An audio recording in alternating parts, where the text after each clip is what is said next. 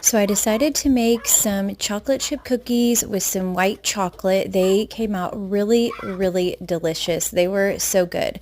So you start off with a softened stick of butter and you use half a cup of granulated sugar and half a cup of packed light brown sugar.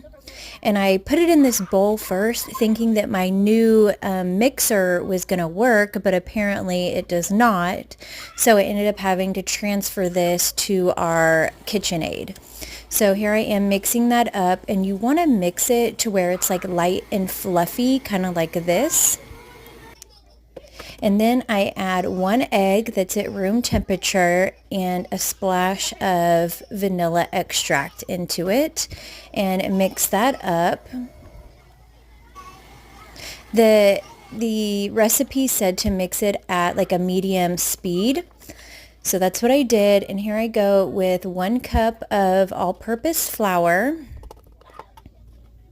Now it does say to mix your dry ingredients in a separate bowl, but I do not. I just pour it right in. So you do what you want to do here. Now we got 2/3 cup of cocoa powder. And then we've got 1 teaspoon of baking soda.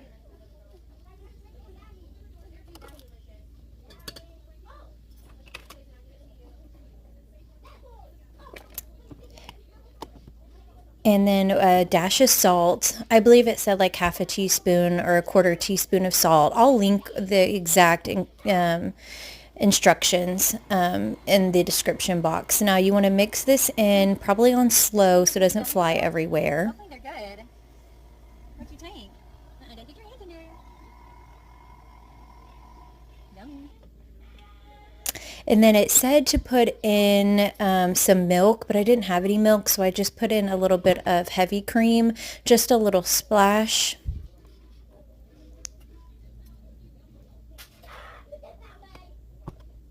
And mix that in, and then the next thing is your chocolate chips. And it said for a cup and 1 1/4 cup of chocolate chips.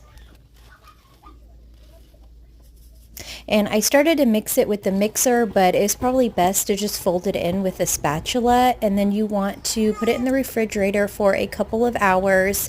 And then they are good to go. Cook them at 350 for like 10, 11 minutes. And they were actually really, really good. You should definitely try this.